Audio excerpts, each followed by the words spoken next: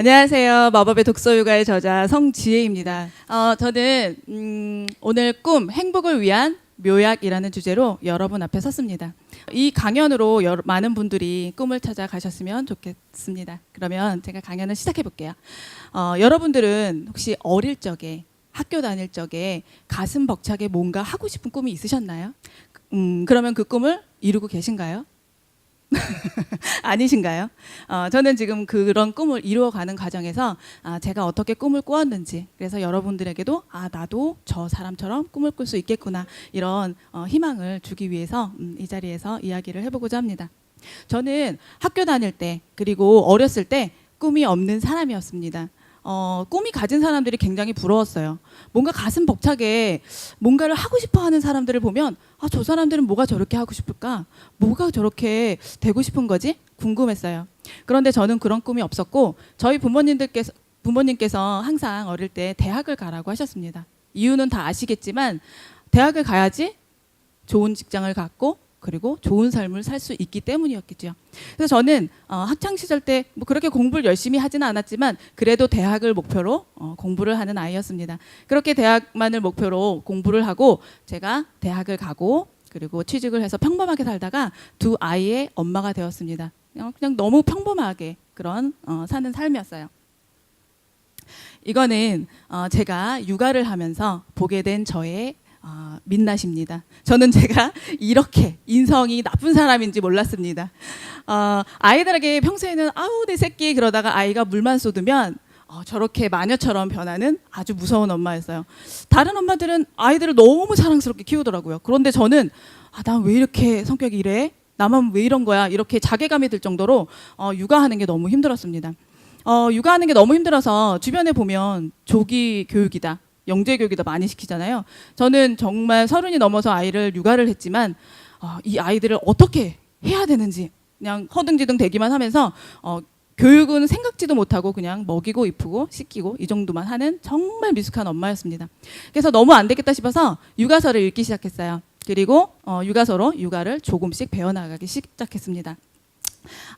큰 아이가 이제 6살이 되어갈 때쯤이었는데 이제는 제가 교육을 시키지 못했는데 뭔가 교육을 시켜야 될 때가 됐다고 생각을 했어요. 왜냐하면 주변을 보니까 옆집 아이도 영어를 하고 한글은 기본이고 그렇더라고요. 근데 내 아이들을 봤더니 내 아이들은 그렇더라고요. 그래서 저희 남편도 저를 압박하기 시작했습니다. 이제 우리도 뭔가 좀 가르쳐야 되는 거 아니야? 그래서 저도 이제 교육에 대해서 고민을 하기 시작했어요. 그때 처음으로. 근데 그 고민을 한참 하고 있을 때 굉장히 가슴 아픈 뉴스들을 듣게 되었습니다. 그 뉴스는 바로 학원 다니기 힘들어 초등학생 아이들이 자살을 하고 그리고 몸, 정신, 건강 다 잃었다. 기러기 아빠가 자살을 했다는 뉴스를 들었어요. 그리고 아이들 무리하게 사교육을 시켜서 부모님들이 노후가 빈곤해지고 에듀푸어가 많이 늘어난다는 이야기들을 들었습니다. 그 전에도 이런 이야기들이 분명히 있었을 거예요. 그런데 저는 그 이야기는 저의 이야기는 아니라고 생각했습니다. 그런데 조금 있으면 저도 학부형이 돼야 하고 제 아이도 초등학교를 가야 되고 굉장히 저한테는 위기로 다가왔어요. 제가 만약에 이거를 심각하게 고민하지 않는다면 내 아이도 힘들고 그리고 내 남편도 힘들고 그리고 내 노후도 없이 우리 모두가 힘들지 않을까라는 생각을 하게 되었습니다. 이걸 보면 뭔가 잘못되어 있다는 생각이 들지 않으시나요? 부모님도 힘들어요. 있는 돈 없는 돈 다 들여서 노후도 포기해요. 기러기 아빠도 자처하면서 아이를 교육을 시킵니다. 그런데 아이는 행복해졌을까요? 우리나라 아이들의 행복 지수가 최하위라는 이야기들 많이 들으셨을 거예요. 과연 저 아이의 행복을 위해서 부모님들이 그렇게 고생을 하고 아이들도 고생을 하는데 이 안에서 행복을 찾을 수 있는 걸까? 아이들 명문대를 보내기 위해서 이렇게 부모님들과 아이들이 고생을 하는데 명문대만 정답일까? 그러면 명문대를 가지 못하는 내 아이의 인생은 오답인 걸까? 저는 이런 생각들을 굉장히 많이 하게 되었습니다. 이렇게 아이를 제가 정신을 차리지 못하고 교육을 시키면 아이도 고통에 빠지겠죠. 저도 고통에 빠지겠죠. 이거는 참 심각한 문제다, 이런 생각을 하게 되었습니다. 주변에 보면 무기력한 아이들이 굉장히 많습니다. 학원에 가서 몸은 매여 있지만 왜 공부해야 하는지, 내가 지금 왜 대학을 가야 하는지 모른 채 무기력한 아이들이 너무 많아요. 물론 부모님이 고생하는 걸 알고 그 부모님이 나를 사랑한다는 마음을 알고 그리고 꿈이 무엇인지 그리고 내가 왜 공부를 해야 하는지 알고 공부를 하는 아이들은 이야기가 틀립니다. 그 아이들은 학창 시절이 물론 공부가 힘들겠지만 기꺼이 공부를 해내는 아이들로 성공적인 삶을 살 수 있을 거예요. 그렇지만 이렇게 학원에만 매여 있는 아이들, 이 아이들은 어떻게 해야 할까요? 이 아이들은 제가 생각했을 때 부모님들이 학원 가라고 하기 전에 왜 공부를 해야 하는지, 네 인생에 있어서 공부가 왜 필요한지, 그리고 너의 꿈이 무엇인지, 어떤 인생을 살고 싶은지 부모와 아이가 충분한 소통을 나누는 게 우선이지 않을까 하는 생각이 들었습니다. 그리고 이렇게 무기력한 아이들이 많지만 더 심각한 것은 우울증에 빠지는 아이들이 많다는 거예요. 우리나라 아이들이 자살률이 높다는 거 다 아시죠? 굉장히 뉴스에 나오지 않지만 주변에서 자살했다는 아이들 이야기를 전 종종 들어요. 그런데 뉴스에 나오지 않더라고요. 굉장히 심각한 이야기인데 아이들이 무기력해 공부를 하다가 자살을 하는 아이들이 늘어나고 있습니다. 자살을 하는 아이들도 있지만 자살을 생각해 보는 아이들도 많다는 거예요. 굉장히 심각한 문제 아닌가요? 그런데 이 아이들의 부모를 저는 처음에는 왜 저렇게 아이들을 저 지경까지 만들었을까? 왜 저렇게 애들을 돌보지 않은 거야? 이런 생각을 했었습니다. 그런데 가만히 제가 생각해 봤더니 이 부모님들이 아이들에 대한 마음, 사랑하는 마음은 어느 누구도 부정할 수 없는 것 같아요. 너무나 사랑했기 때문에 있는 돈 없는 돈 들여서 학원을 보내고 노후도 포기하고 기러기 아빠도 자처하면서 아이를 학원을 보내고 교육을 시켰기 때문이죠. 어느 누가 이 부모님들의 사랑을 부정할 수 있나요? 없습니다. 우리 부모님들 다 그래요. 그런데 너무 안타까운 건 그 부모님들이 정작 내 아이의 행복을 위한다고 공부를 시켰는데 내 아이의 마음은 보아주지 못했던 건 아니었을까요? 정말 내 아이와 소통할 시간이 부족했던 건 아니었을까요? 저는 내 아이의 점수 1점을 올리려고 하는 것보다는 내 아이의 마음을 돌아봐주고 그리고 아이와 소통할 시간을 더 확보하는 것이 옳은 것이 아닌가 하는 생각이 들었습니다. 저는 어느 누가 너 이제 꿈을 가져도 돼, 뭐 꿈을 가져도 누구 어느 하나 뭐라고 하지 않을 그런 늦은 나이에 꿈이 생겼습니다. 저는 글로서 상을 한 번도 받아본 적이 없어요. 그런 저에게 꿈이 생겼습니다. 바로 작가라는 꿈이 생긴 거예요. 처음에 작가가 되고 싶다라는 생각을 했을 때 저는 나 같은 평범한 아줌마가 무슨 작가가 돼, 난 못해라는 생각을 했어요. 그런데 그 꿈이 점점 부풀어 올랐습니다. 난 정말 작가가 되고 싶다. 나도 한번 돼볼까? 정말 두려웠어요.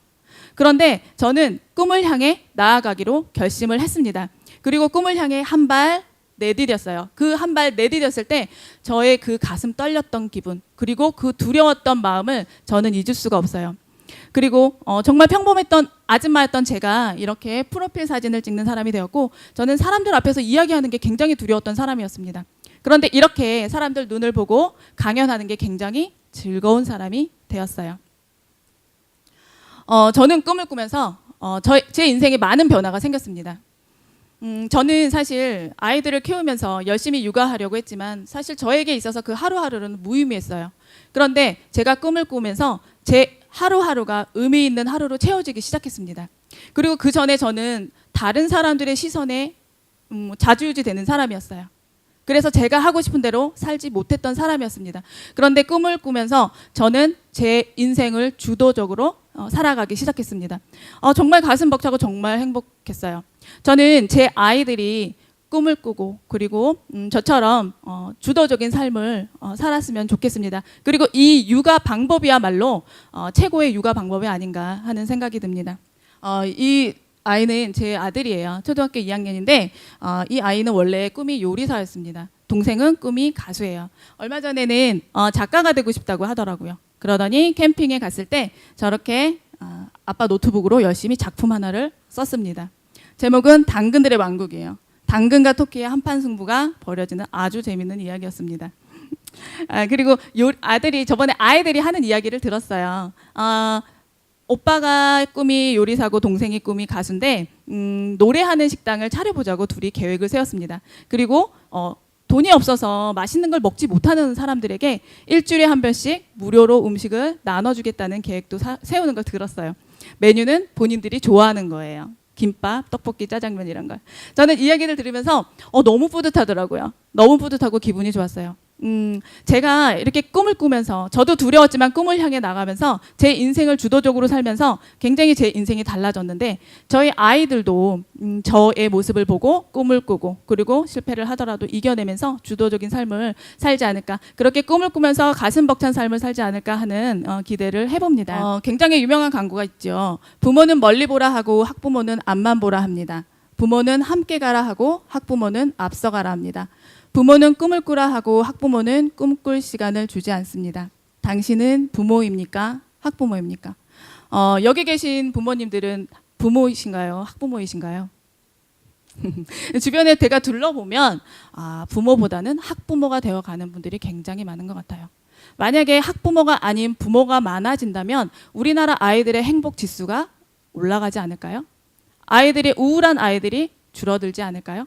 그래서 저는 학부모가 아닌 부모가 많은 세상을 꿈꾸고 있습니다. 저는 부모의 역할 중에 가장 중요한 건 부모는 아이들이 좌절을 하는 순간, 정말 막다른 골목에 섰을 때 부모는 희망이 되고 위로가 되는 존재가 되어야 한다고 생각합니다. 저는 제가 수능을 보는 날이었어요. 제가 뼛속까지 문과 체질입니다. 언어 영역하고 외국어 영역은 좀 잘하는데 수리 영역, 수학 영역, 과학 이쪽은 전혀 못해요. 그래서 제가 원하는 점수를 얻고 원하는 지역에 학교를 가려면 언어 영역하고 외국어 영역에 4를 걸었어야 합니다. 언어 영역 시험이 딱 되었는데 문제가 너무 어려운 거예요. 낑낑대면서 문제를 풀다가 끝나는 종소리를 들었어요. 뒤에 수많은 문제가 남아있는데 말이에요. 내 인생은 끝났네? 어떡하지? 정말 절망스러웠습니다.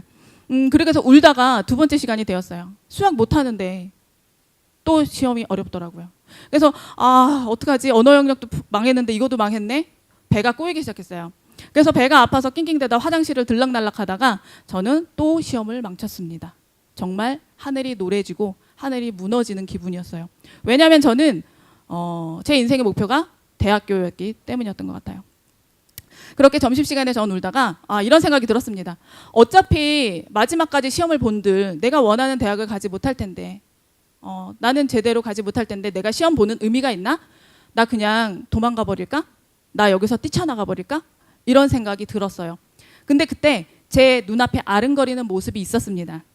그 모습은 바로 저의 엄마의 얼굴이었어요. 내가 만약에 여기서 포기하고 나가면 시험을 못 보더라도 우리 엄마가 마음이 아플 텐데 이런 생각을 하니까 저는 나갈 수가 없었습니다. 그리고 마지막까지 시험을 다 치고 집으로 돌아왔어요. 엄마 아빠가 굉장히 궁금하셨겠죠. 시험을 잘 봤는지. 시험을 못 봤다고 하고 저는 제 문을 쾅 닫고 제 방으로 들어갔습니다. 계속 울었어요. 저녁 시간이 돼서 방송에서 채점을 하는데 소나기가 내렸어요. 너무 많이 틀리는 거예요. 내 인생은 또 끝났죠. 너무 채점하다가 너무 무서워서 제가 채점을 다 하지도 못하고 화장실에 들어가서 울었어요. 그리고 방에 들어가서 계속 울었습니다. 엄마가 밥을 먹으라고 하셨는데 저는 밥을 먹을 수가 없었어요. 그래서 밥을 먹지 않았습니다. 그런데 조금 있다 방문이 열렸어요. 그리고 엄마가 저를 위한 한 상을 차려서 가지고 들어오셨습니다. 그런데 저희 엄마가 시험에 대해서는 단 한마디도 말씀하지 않으셨어요. 그리고 제 앞에 마주 앉으셔서 숟가락을 제 손에 쥐어주셨습니다. 그러면서 너무 울면 힘이 빠지니까 밥을 먹으라고 이 한마디만 하셨어요. 근데 제가 정말 밥이 목에 넘어가지 않았었습니다. 그런데 엄마한테 너무 미안해서 밥을 다 먹었던 기억이 납니다. 그때 먹었던 국이 바로 미역국이에요. 제가 눈물을 뚝뚝 흘리면서 그걸 다 앞에서 먹었던 기억이 있습니다. 고작 19살의 나이였어요. 19살의 나이에 저는 제 인생이 끝났다고 생각했습니다.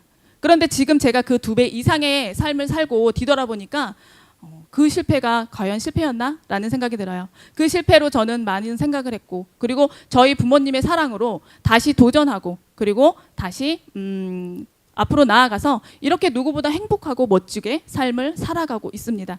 만약에 저희 부모님이 저를 시험을 왜 그렇게 못 쳤냐고 왜 그렇게 실수투성이냐고 저를 다그치셨다면 저는 극단적인 선택을 했을지도 모르겠습니다. 저는 제 아이들에게도 그렇게 위로가 되는 부모가 되고 싶어요. 그렇게 기다려주고 믿어주는 부모가 되고 싶습니다. 저는 작가가 되면서 소명이 생겼습니다. 저처럼 미숙한 부모님들이 많은 것 같아요. 저는 지금도 미숙합니다. 그래서 지금도 많이 배우고 있는데 그런 미숙한 부모님들과 함께 부모 역할이 무엇인가에 대해서 같이 생각해보는 사람이 되고 싶습니다. 그리고 과도한 사교육으로 부모님도 아이들도 너무 힘들어요. 독서로 좀 더 아이들의 꿈을 키워줄 수 있는 그런 사람이 되고 싶고, 그리고 아이들 육아하느라, 그리고 아빠들은 아이들 생활비 대느라, 학원비 대느라 그동안 잊고 있었던 꿈이 많았을 거라 생각합니다. 이제는 그 가슴 속에 숨겨두었던 그런 꿈들, 한번 깊숙이 있었던 꿈들을 꺼내서 그 꿈을 향해 한번 나가셔보는 건 어떤가 하는 생각을 해보았습니다. 저는 제가 꿈을 꾸었더니 새로운 세상이 펼쳐졌어요. 여기에 오신 많은 분들도 꿈을 꾸면 새로운 세상을 보실 수 있을 거라고 생각합니다. 두렵지만 한 발 내디뎌 보세요. 제 강연으로 많은 분들이 학부모가 아닌 부모가 되는 시간이 되셨으면 좋겠고, 그리고 잊고 있었던 꿈 또 찾으시는 시간이 되셨으면 좋겠습니다. 감사합니다.